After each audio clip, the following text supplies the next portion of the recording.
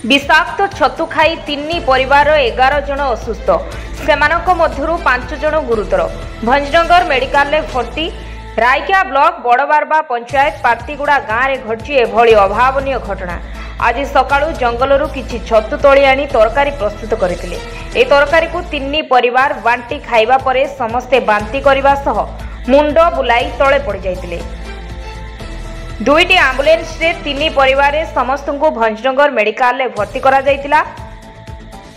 असुस्थों मध्य 5 जन महिला 4 जन शिशु थिबा जना पड़िछि। तेबे चिकित्सा परे 6 जनक अवस्था स्वाभाविक होता बेले 5 जनक अवस्था खराब अछि।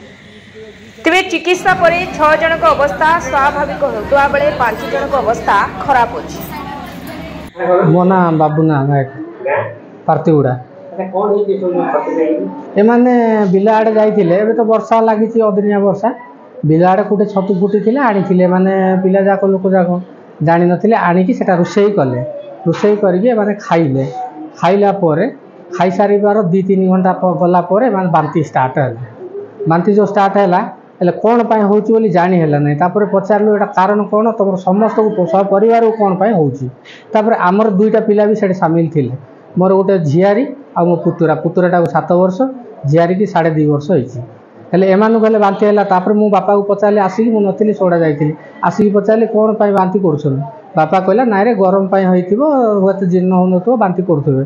कहला परे तापर आमे सुनिया को पाइल जे ताकर सब परिवार बांती करछन। कोन पाए बांती करछन पचारला बेलु नाइ आमे छतु तरकारी रोसई करथिलु आ सेटा खाइला परे इनते होउछि। आमे भी जानिबा को पाइलु आम पिला कहले जो इनते होउछि। आम पिला माने जाइथिले ताको घरे आ ताको सहित मिसी खाइथिले।